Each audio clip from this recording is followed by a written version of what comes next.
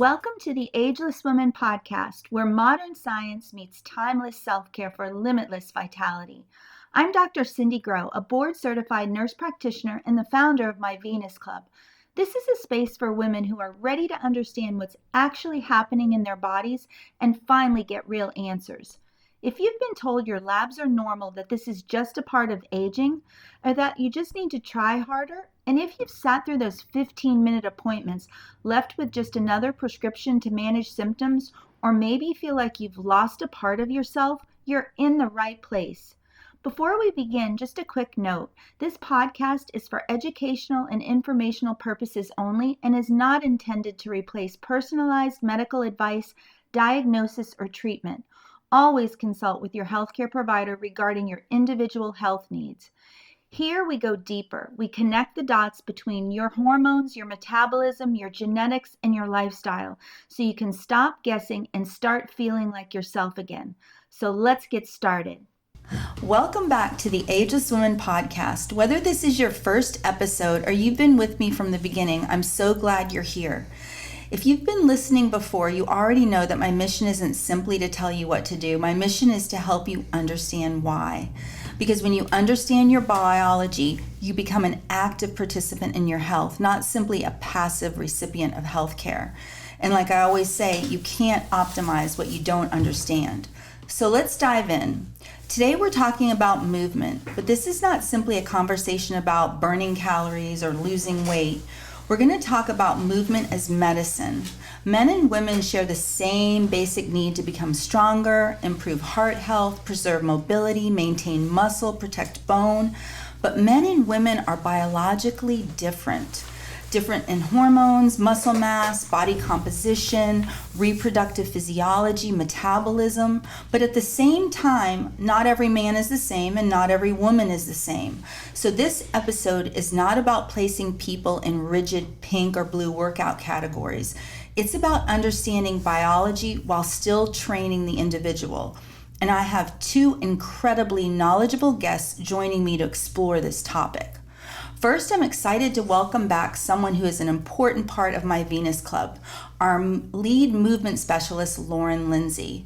Lauren has nearly a decade of experience in Pilates, strength training, movement coaching, and corrective exercise.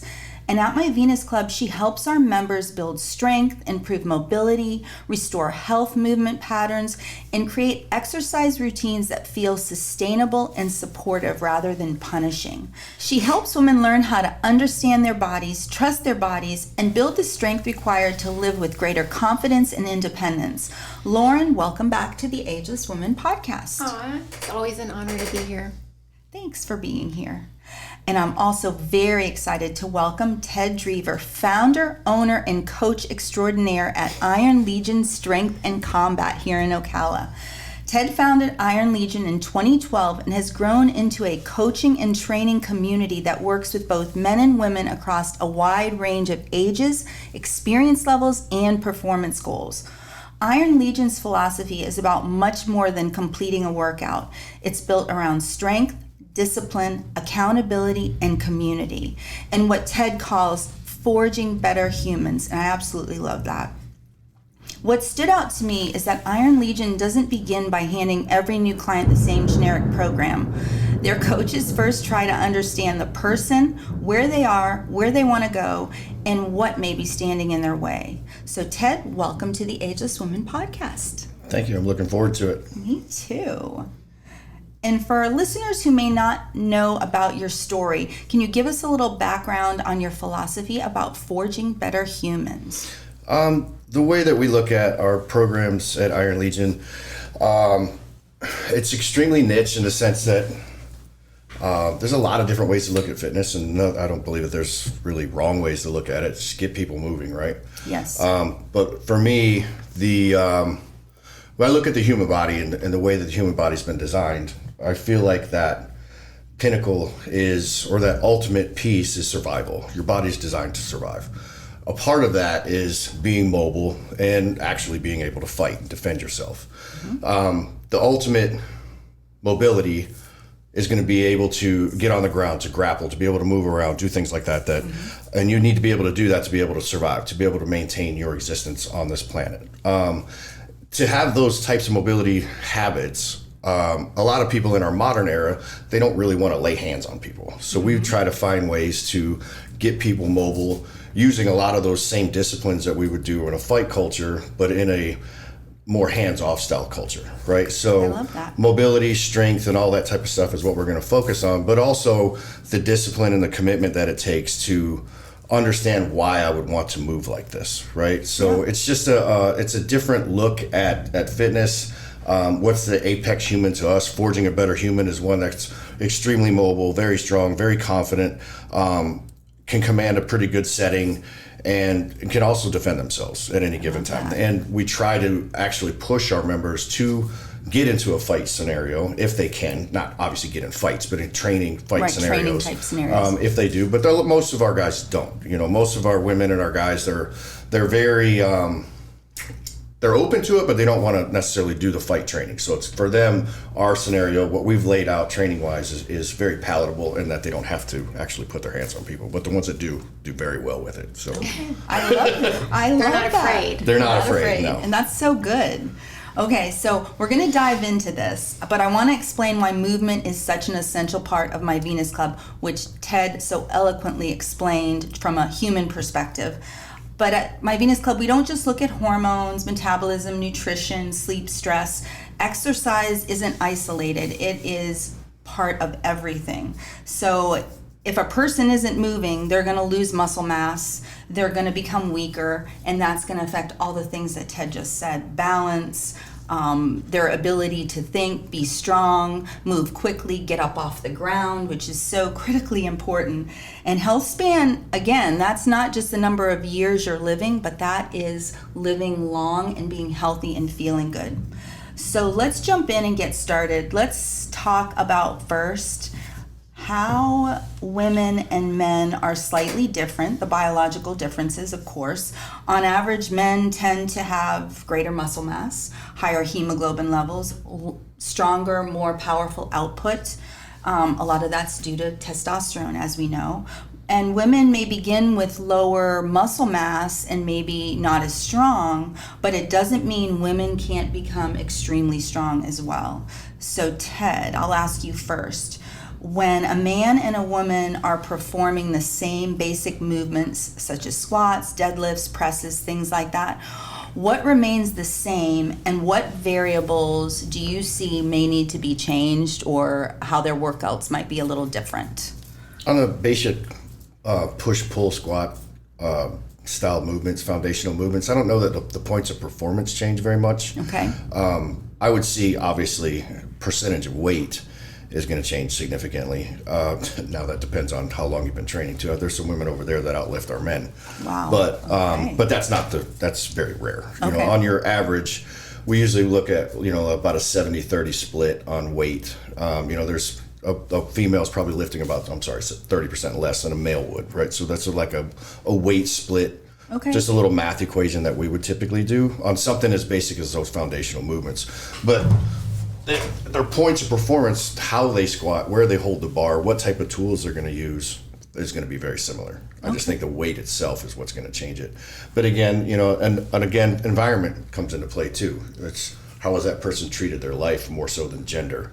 Right. I think those are some of the things that we're really looking for when people come into the gym too. Like, how are you moving? Can you move Right. properly? Can you hit those points? What of their health performance? status is too, probably when they come in Yeah, initially. I wouldn't say that gender is going to definitely be the defining role or what's going to change anything there on Okay. those particular three movements, but environmental factors might, how they've lived their life. Okay, makes sense. And Lauren, for you, when we're working with women or when you're seeing women, training them or members, what do you see in a woman? We often hear them being nervous about doing strength training because they don't want to get bulky.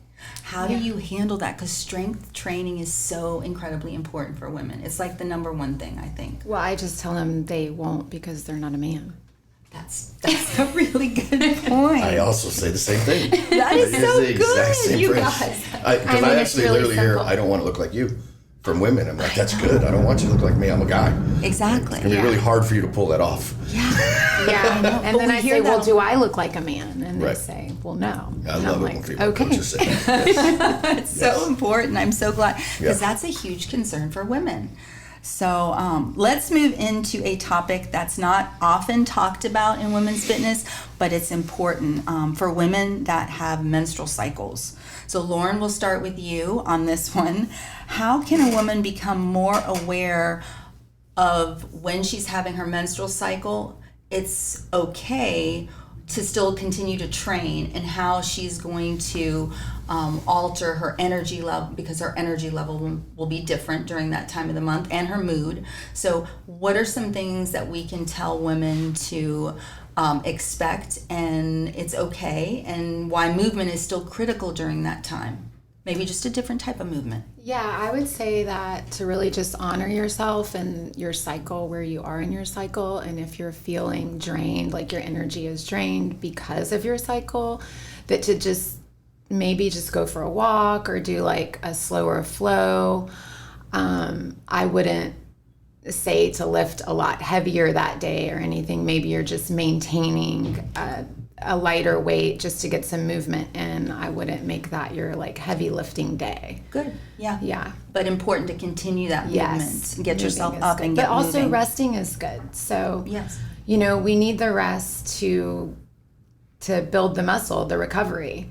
That's an important part of all of it. Yeah, we're going to talk about recovery because I think that's something men and women both miss a lot of.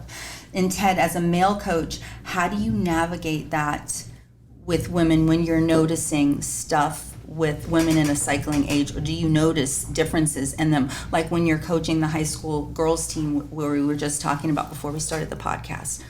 Funny story. I was going to say, I can't wait to hear this. It was just now. It I was know. right before this. One of my lifters, she's excellent. I've taken her to a lot of meets. When she's at the meet, she does very well. She's probably going to break a lot of state records this year.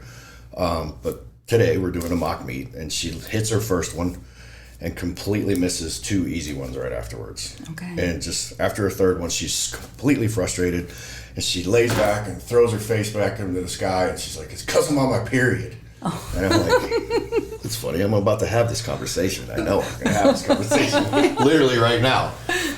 So yes, I do deal with it. I deal with it quite a bit. But the problem with being a man is like, it's not as, you don't have a lot of females say, "Hey, today I'm on my period." Typically, they just want to push through. I mean, They I've try been and there. push through. I've Yes, done that we've all so done it. much Yeah. in my life. Like, And that's I'm kinda- just going to keep running. I'm just going to keep lifting. Yeah, just and that's gonna what push when through. you were talking a minute ago, I wanted to like interrupt and just ask a question, because I really do want to know, like, genuinely, is it fatigue?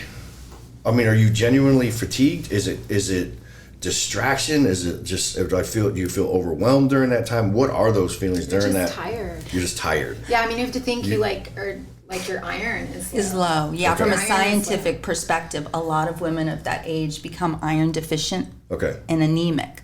And so they just don't have the hemoglobin to carry the oxygen to get them to perform Yeah. the way they're typically performing. And if they struggle with cramps or they have any kind Exactly. of gut issues and their cramps are really bad, they just don't feel good. Also, dehydration. Is Yeah. another big one. So- Yes. But it has all the outliers of, and it looks like this. It looks the same as stress. Yes. It does, So when I've got a female From a that's man's perspective, potentially, yes. that's potentially going through a lot of shit in her life, right? A lot of Yeah. stuff's going on. They'll kind of react the same way on the floor, and I can't tell the difference between the two, Yeah. right? Between a man does that and he's not on his period. No. No, yes. no, I'm not talking about a guy, like a girl, Let's talk about that. we get into that. But I mean, I'm talking you guys, I we're love talking this. about women specifically, like women. So I don't know how to broach the subject. I can't just look at a woman and go, "You're probably on your period," right? I'm just going to Right. make the assumption is like, could just be a hard day, right? It Yeah, could just yeah, be just a bad for day, sure. like that's, Yeah. and then I'm doing that anyway. So I'm always looking for that. So whether you're on your period or you're not, as a coach, you're kind of lean in and, okay, so we're talking about hitting 70% percentages today. How about instead of doing 70% percentages, we go to RPE, perceived exertion. How do we do something like that? Go till it feels like that's enough for you today, and then we'll worry about tomorrow. Let's you work go. on that. So Yeah. that's kind of what I try to do with any of mine, whether they're male or female, it doesn't matter. But I mean, but I do look for those types of things, and I've always been curious: is it really exhaustion? And you clarified it. I guess I probably could have asked. But. You just feel tired. Yeah. And overwhelmed. Yes, and just to kind of give you an idea, Ted, from a science perspective. So day one, when a woman starts her period, that's day one when she starts bleeding, her estrogen and testosterone start to climb. So when you get a woman training around day 10, 11, 12, 13, or 14, as she's moving into ovulation, her hormones are raging around that time. Her testosterone and estrogen is very high, so she's going to perform really well right around that time. 14 days after. Yes, we're somewhere between 10 and 14 is the optimal time that she's going to be. Yeah, that's like we're super social. We're typically like in the mood for sex. We're ready to go. We're strong. We're feeling great. Yes. So that's like the perfect time. Women feel amazing and strong and very social and ready to go. Interesting. Yes. Okay. I mean, I probably did know all these things at some point, but yeah. I mean, it really is interesting because, like, a woman is always cycling. Yes. Like, she's always in that cycle, high and low, high and low, high and low. Always. So it's never, like, you know, it is true that women need more sleep because of that cycle, because our body is always working through that and, like, dumping and then replenishing and then dumping and replenishing. Yep. So when your wife says she needs more sleep, she really does. Oh, I know she does. That's no question there. Yes. That's one of the hardest working women I've ever met in my life, my wife. Aww. I would love to see her get some more sleep. She is. She works so hard. Yeah. Yeah, she really does. Okay, so we were talking about women in the age with menstrual cycles. Let's fast forward a little bit and talk about women that are perimenopausal or postmenopausal. So a little bit older, women in their 40s and 50s, still having all those hormonal changes, but different. Very different. So for Ted, when you are working with women that are a little bit older, do you find that you have to make some of those changes as well? Do you notice differences between the men and women in their 40s, 50s, and even into their 60s with changes? Or I'm sure you have to evaluate. Everyone's different when they come in. Their baseline health status is different. Pretty much when you're working in a training environment like that, you're evaluating everybody every day. It's how they feel when they come in the door. And like I said, I mean, that sometimes it's not going to be hitting set percentages and set numbers that day. You know, maybe that person didn't get enough sleep that night, or their parents died last week, or their kids are sick, or any of these numbers and factors that go into play is really going to take a huge toll on how they move. Typically when I actually see, you know, when you're getting in your 40s and 50s, more of your life is settled, I'd say. Yes. There's a lot less stress. There's a lot less just dumb shit, and you're not making up a lot of extra shit in your life to make it worse. Mm-hmm. When you're younger, you tend to do that anyway. But when you get into your 40s and 50s, I feel like your career's more set. Your kids are probably older and out of the house. They're not adding in extra stress to your life, and you're going to find a lot calmer, more put together people at that age, I think. And they're more open and or you just don't care. Or you're just dead inside. Yeah, you could be dead inside because you've just gone through all of it. And I feel like they're a lot more open. Experiences. I feel like they're more open to being coached. I feel like they're more open to a coach saying, "Hey, Wayne, what are you going through? Can we work through? You know, I would like for you to make these adjustments and do these things." I think they're more pleasurable to coach when they're at that age, and more open to it because they know that you can see it, especially when you're around their age too.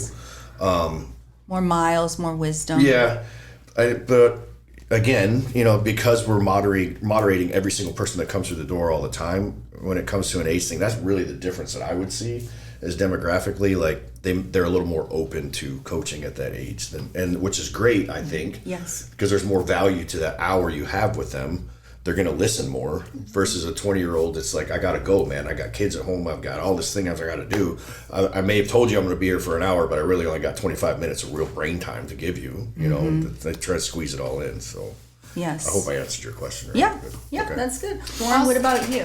Well, I was just going to add to that. Also, I find that like when you get into that stage of life, you are like wanting to come back to yourself because you've been outputting for so long for everybody else that you're finally like, okay, it's my turn. I see and that. then you're really ready to that. just invest in yourself. Especially for women, yes. Yes, women a lot. I mean, taking maybe care of is the- it the same for men, Yeah, you feel like? I believe so. Yeah. Good. I think your peak athletic performance typically in men and females probably 40s, men probably 45ish, somewhere in there. Like you're probably at your peak of your athletic performance because of that, right? You're able to you've probably got a little more time on your hands. You have more time to do things. You're a little bit more settled. Right. Your life is more settled. Your house is probably settled. That type of stuff, and then obviously 50s, you're going to be better than that. So I think I agree with you. Yeah. Oftentimes you're giving so much to your family, your children, your Yes. spouse, that you're last on the list, and you I don't spend have that. so much time with clients over there that are in their Yes. 20s and 30s. Like it's okay to prioritize yourself. It is. If you as a mom or you as a dad would prioritize yourself first, your family's going to get better, your job's going to get better, everything's going to get better, but you got to take care of you first. You have to. You have to. And then everything That's else such great steps into advice. place. Yeah. You can't take care of others if you're not taking care of yourself first. I tell that to students and patients all the time. Right. Self-care is so important. I like to tell women that if their children see them taking care of them, then their children will know that it's important to take care of them. But if their children do not see the mom taking care of mom, then the children will grow up not taking care of themselves. So I feel like it's the best example to set. Absolutely. Because when I look at my children, I want them to know it's okay to take care of you. Like, you need to take care of yourself, but if I'm not displaying that and I'm just taking care of everybody else all the time, then they're going to think that's what they're supposed to do. Right. So I feel like that is the best way for me to get across to moms, because you can say, you got to take care of yourself first, because then everybody else won't be okay if you're not okay. But that doesn't really hit home. It's when you say, you are actually setting an example for how your child is going to take care of themselves. Yes. So important. And the same in relationships. So your children seeing healthy, affectionate, positive relationships between their parents and stuff. That's important too. Because you're right. You're an example for your child. yeah, So they're important. going to mimic you. They are. Let's roll into talking about men, because men age. Men have the same types of Do they? changes going on. Ted, you're going to have to tell us about that. I don't know. In my brain, I'm still 17, but in the mirror every morning, I'm 50. So You look 17. Yes. I'm trying to hold on to it. So that's a great question for you then. So what happens when a man is in his 40s and 50s, which we sort of touched on, and how do you train him and talk to him? Because I see oftentimes as men start to age, they still feel like, hey, I'm that 20-year-old athlete that I used to be, and they're pushing themselves like that. Do you see that? Do you have to talk to them, change it up, or how do you work with men in that regard? And what changes do you see from a 20-something-year-old to a 40 to 50-something-year-old? I see it a lot. When you get to the 50s, you're not going to be pushing the weight or holding the intensity that a lot of these younger guys can do. You just can't. There's some anomalies out there for sure, but trying to keep up with 20-year-olds and 30-year-olds in the gym or on the sports floor is, once you get past your 50-year mark, it's really tough. I come from a unique perspective in that I'm in my 50s. I'm still a high-level athlete. I just won Strongman Nationals for U.S. Saw that this year. So, while that's said, I also try to explain to my guys on the floor that, hey, I still have my own weight class in my age group.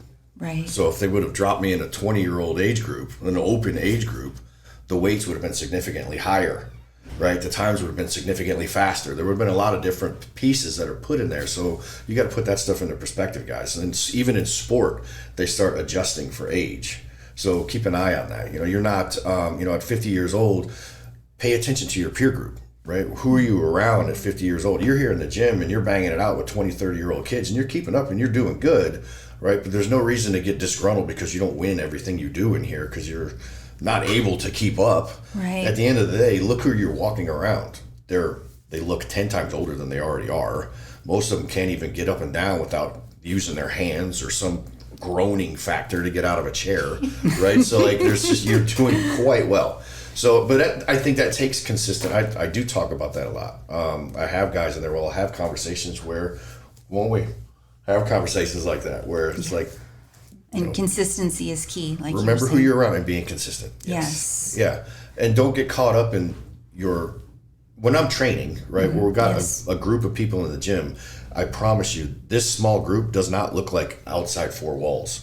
Right, when you go out to Walmart, compare yourself against the people you see at Walmart. Oh, yeah. Gosh, I love that you say. I say that all the time. I'm like, when I need to feel better about myself, I go to Walmart. Go to the mall. Go to Walmart. Go where people walk around. It's true. Go to a restaurant. It's so sad. Yeah. And another place that I see it all the time is Disney.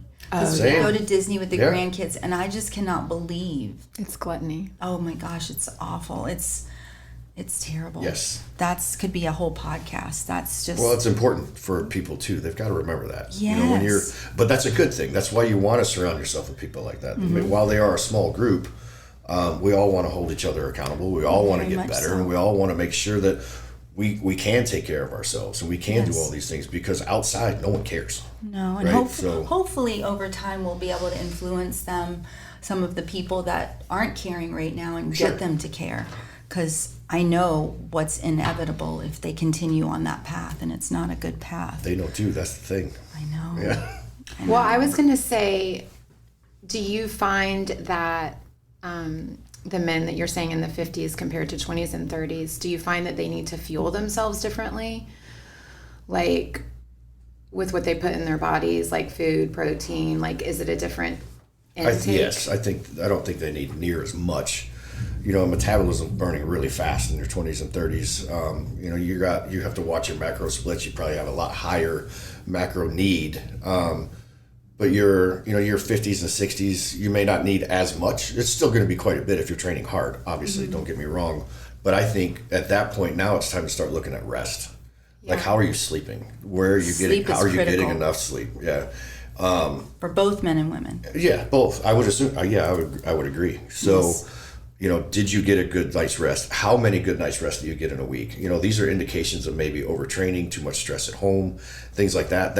That how you feel when you wake up in the morning should be your odometer, right? Like how is this thing turning over? Am I doing okay? I have consistently restless nights of sleep. You're probably overtraining. You got too much anxiety in your life, maybe too much stress somewhere. Something's got to be adjusted. Adrenal. That's what I would be looking for in my 50s, I think. The 20s can kind of counter that. I mean, your 20s and 30s, I guess, like earlier 30s probably, like I feel like you're just resilient. Like it doesn't matter what you put in your body, your body is going to, it just grinds through it and it goes to sleep. Yeah, it's just gonna go. But as you get older, I feel like the better the fuel, the better the performance and the recovery. Yes. And from a science perspective, if you think about it, when you're younger, your cellular health is better. You haven't had the environmental toxic exposure that you have when you're in your 40s and 50s. Your liver is healthier. You're not depleted. You're not, all of those things. So when you are much more resilient from that age, in that age because of that. And then men and women have differences too in how their body utilizes energy and what they use for energy. Women use fat oxidation much more efficiently than men do. Men are much more efficient with carbohydrate breakdown and utilization than women. Not to say not fair. And that doesn't mean women lose fat more or easier than men at all. That just their biology works slightly different. So, and then again, when you're younger, your body is working much more efficiently from a science perspective. Usually, now there are some younger people that are unhealthy and not well because of many other factors, but typically that's how that works.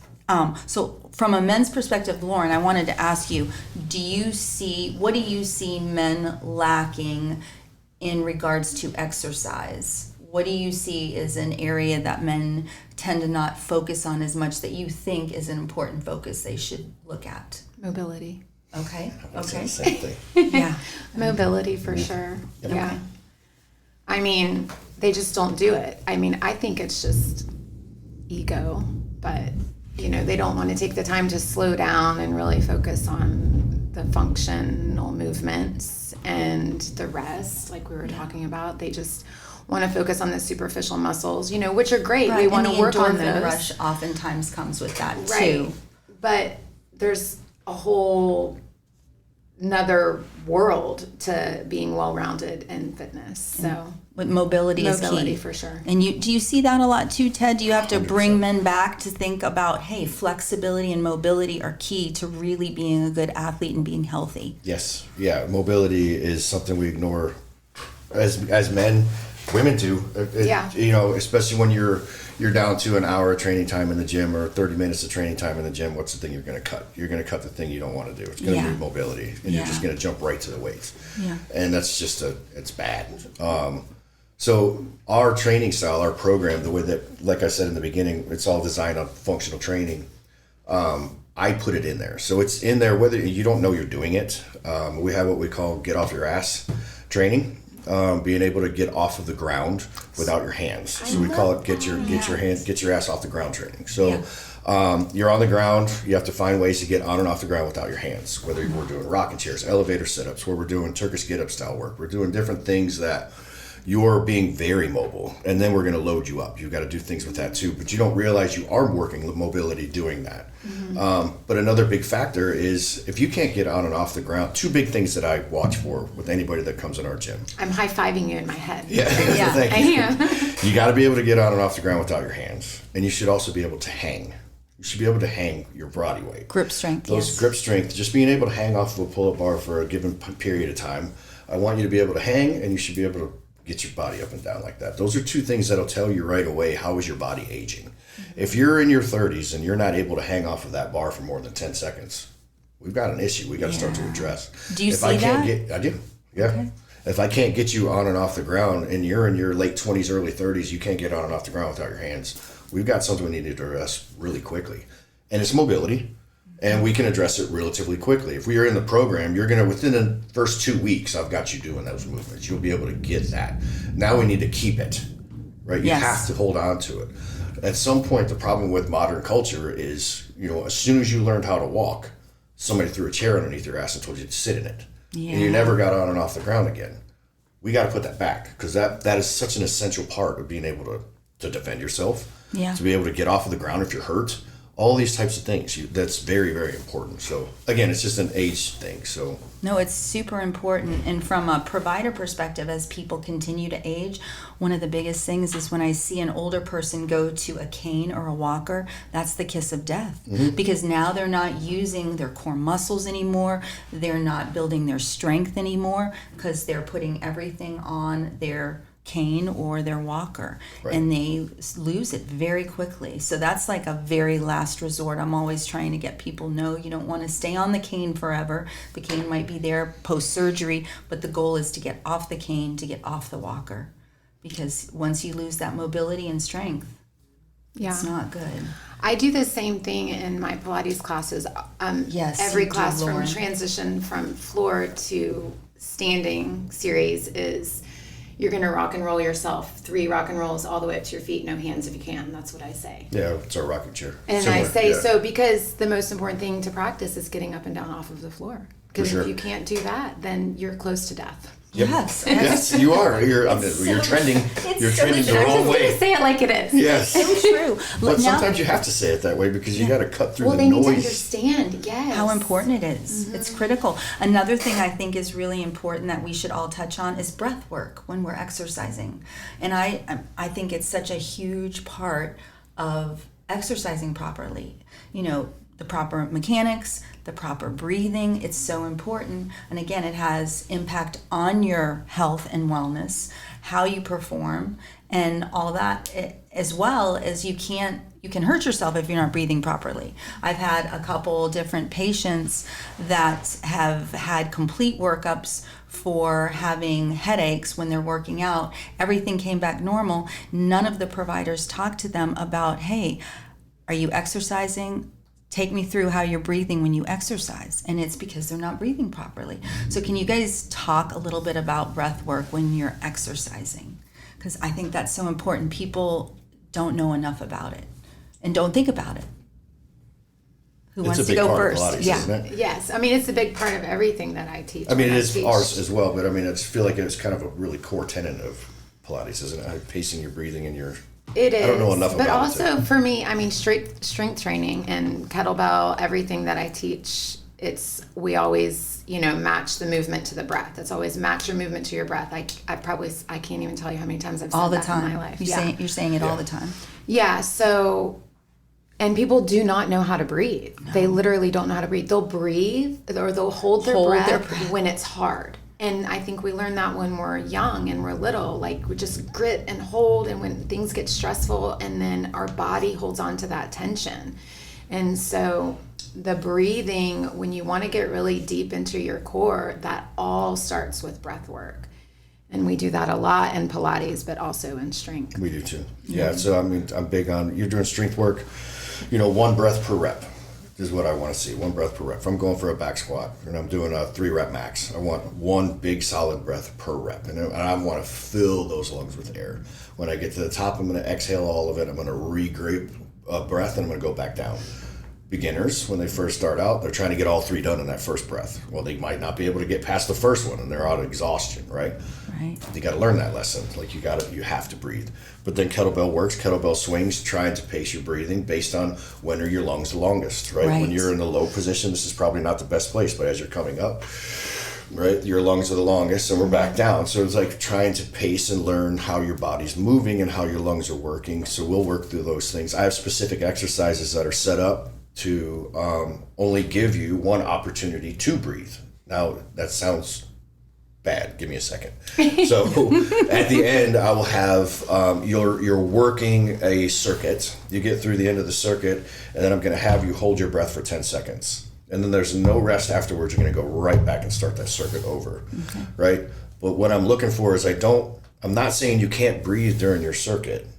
Breathe during your circuit, but learn how to breathe during that circuit so that when you hold your breath for those 10 seconds, it'll have more value when you begin your work on the other side of it.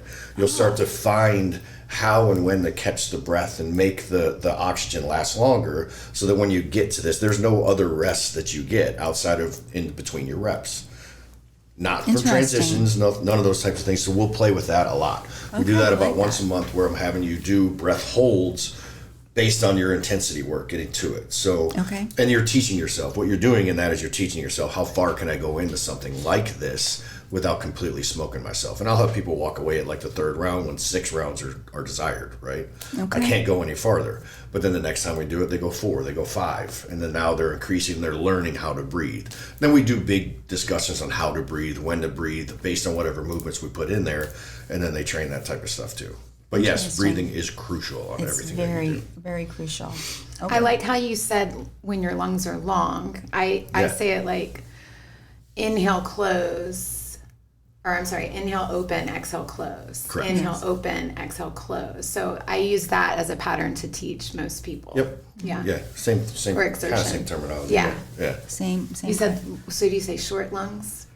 Well, you're collapsed. You're crushed, right? Like if you're doing short lungs. Long and short. Yeah, you're in the bottom of a burpee, right? When you're in the bottom of this, like this is not the best time to take a breath. No, right? But when I'm at the top, I'm in nice and long. I put my arms up over my head. I can't get a better opportunity for a breath. I'm jumping on top of a box and I'm standing up. My lungs are as long as they can be. You might as well get the most valuable breath you're going to get out of that particular moment of that workout. It's right there. So I feel like there's a little bit of back and forth about like exertion on the exhale. What do you think about that? I like to hold until that particular piece is done. So let's say I'm coming out of the bottom of a squat, I'll hold all the way to the top and exhale. Now I see a lot of people who can do a controlled exhale on the way up, and they do very well holding a brace. But they have to learn how to hold and develop the brace first, the core first. If you teach that too soon and they haven't learned the brace yet and they exhale at the bottom, they could completely collapse. What about exhaling through the move?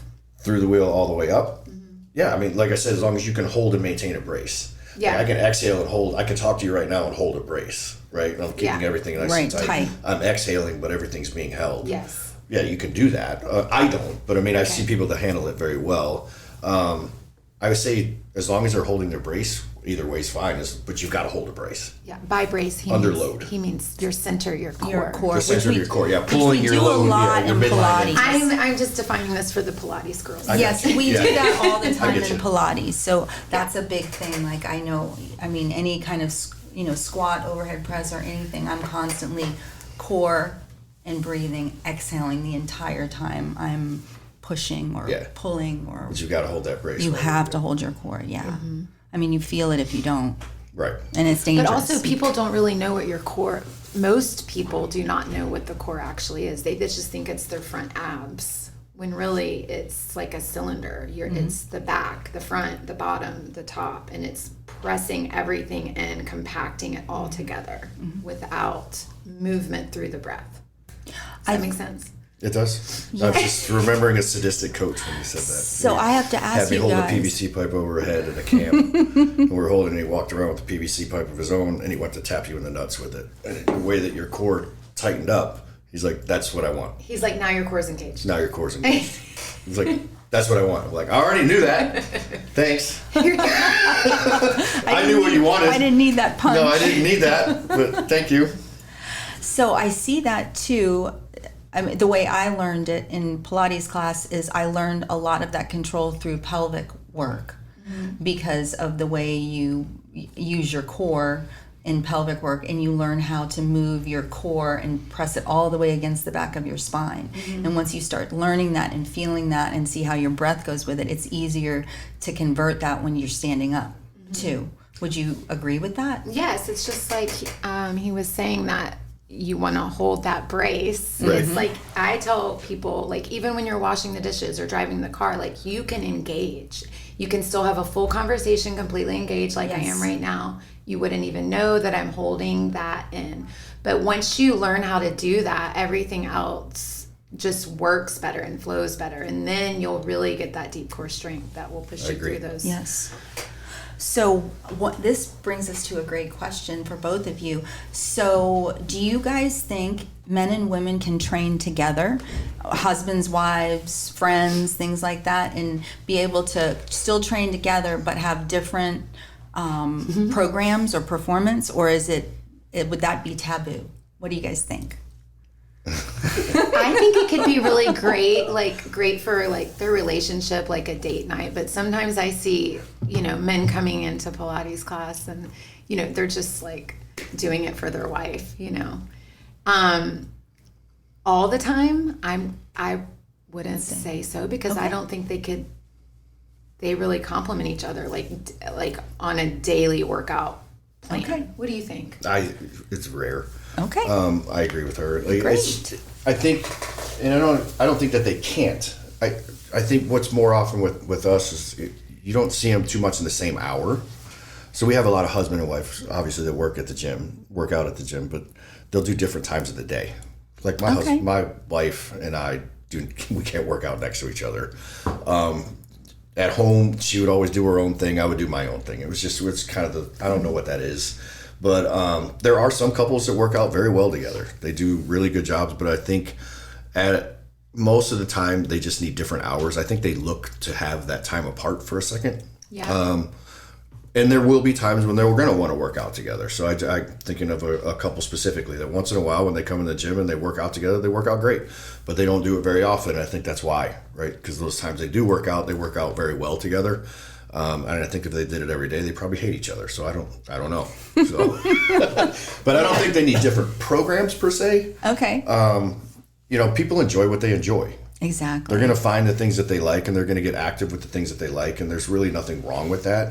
I think that there can be a lot of problems in relationships when you got a guy that's like, you should only do what I'm doing. You need to come to the gym when I go, and that's a problem. Hey, maybe she doesn't like doing that, or she doesn't like that hour, or vice versa. She's like, I want to keep eyes on you, and you need to be there when I'm there, or I need you to do this with me, or those types of things. I can't with that. I can't. It's terrible. Yeah. It's just, and that's not good. Everyone's got to find their jam. You got to find your thing. What works for you. What works best for you. And you got to enjoy it.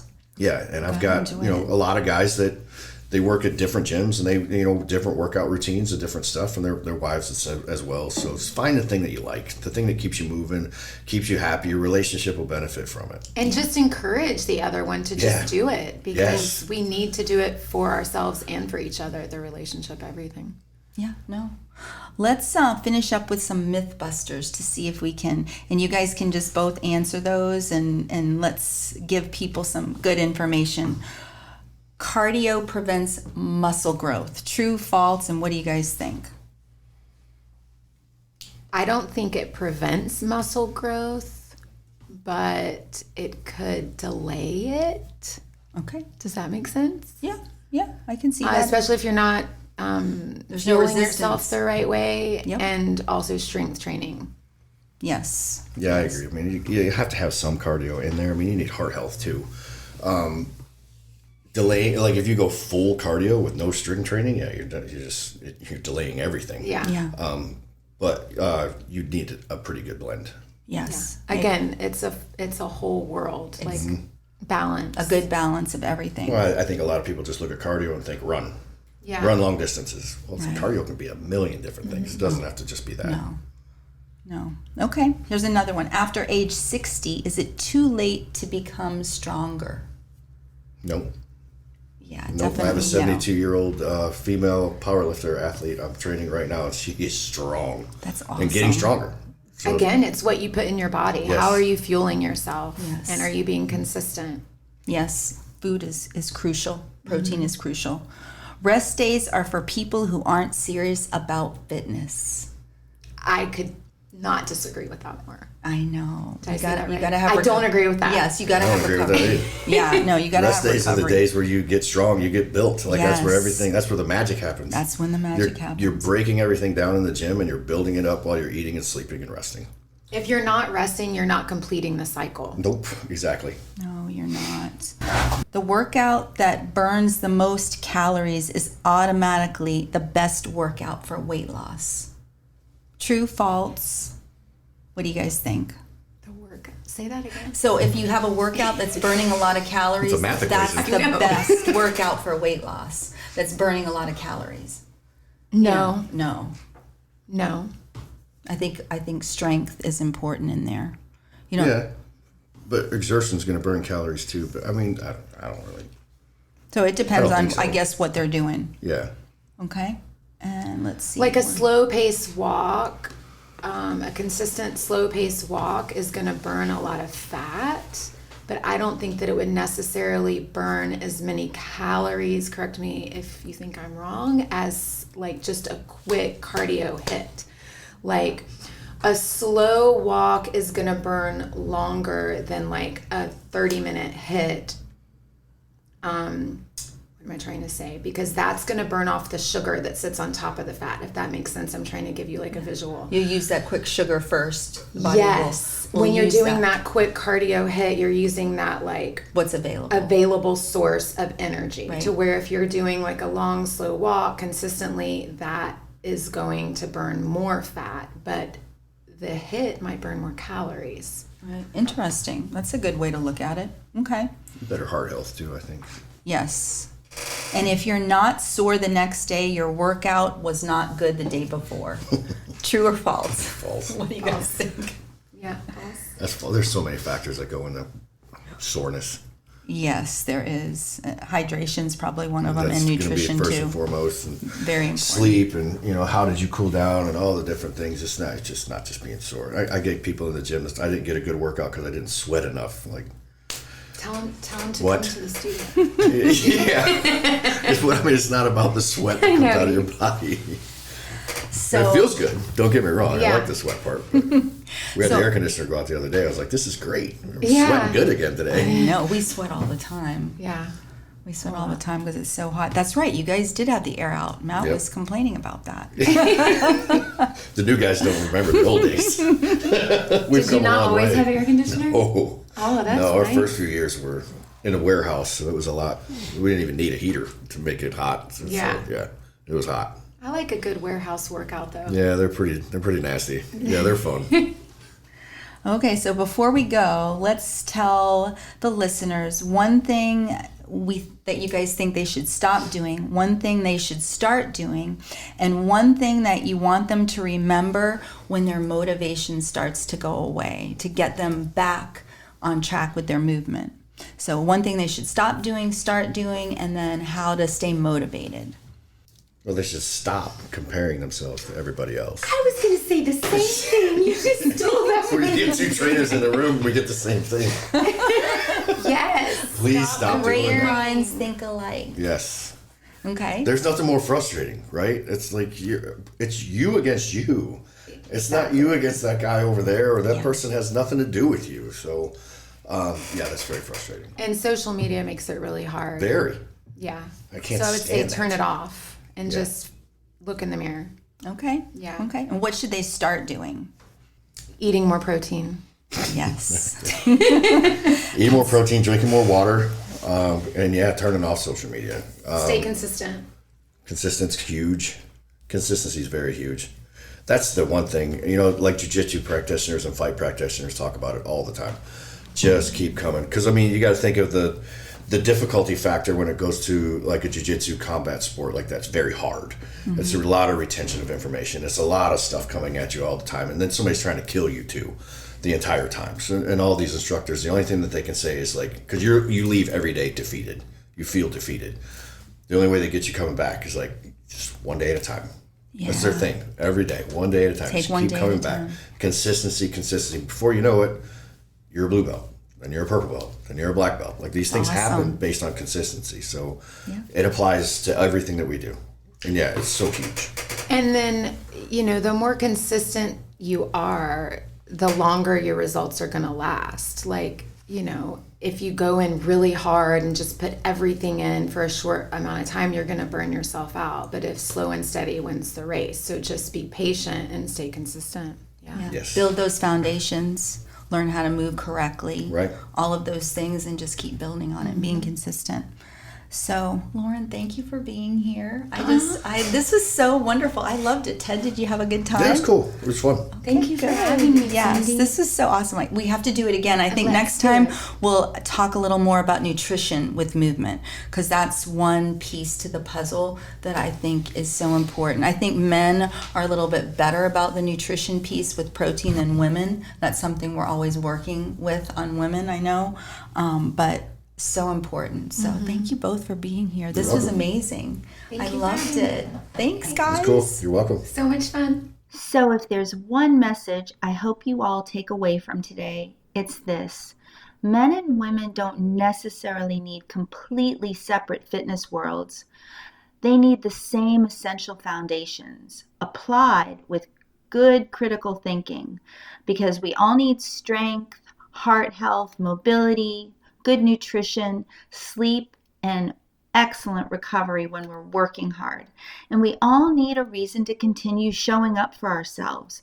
But biology really matters. Hormones, age, your history, your symptoms, they all matter. Individualized medicine matters. Women should not be given lower expectations simply because they're women, and men should not be expected to ignore pain or recovery simply because they're men. Strength is not masculine. Recovery is not weakness. Mobility is not optional. Movement is definitely not punishment. Movement is preparation. Preparation for a life that you want to live, to be strong and resilient. So if you'd like to learn more about Ted and Iron Legion's Strength in Combat in Ocala, visit ironlegionsc.com. And to learn more about Lauren, our multidisciplinary team, and our personalized wellness program for men and women, visit myvenusclub.com. And if this episode helped you think differently about movement, please share it with someone who needs to hear it, because the goal is not simply to work harder. The goal is to understand what your body needs and then train with purpose. My mission is not simply to tell you what to do. My mission is to help you understand why. Because when you understand your biology, you become an active participant in your health, not simply a passive recipient of healthcare. And like I always say, you can't optimize what you don't understand. So until next time, keep learning, keep moving, keep building your strength, and keep choosing the vitality you want to carry forward in your life. Thank you for being here with me today. If this episode resonated with you, I invite you to share it with someone who may need to hear it also. And if you're ready to start understanding your body on a deeper level and getting the clarity you deserve, you can learn more about My Venus Club at myvenusclub.com. We offer a limited number of memberships for women who are ready to take a more personalized, in-depth approach to their health. So apply for a membership. There's no pressure, just an opportunity to start a different kind of conversation, one that focuses on you, your body, and what you truly need. Because once you understand your body, everything changes. I'll see you in the next episode.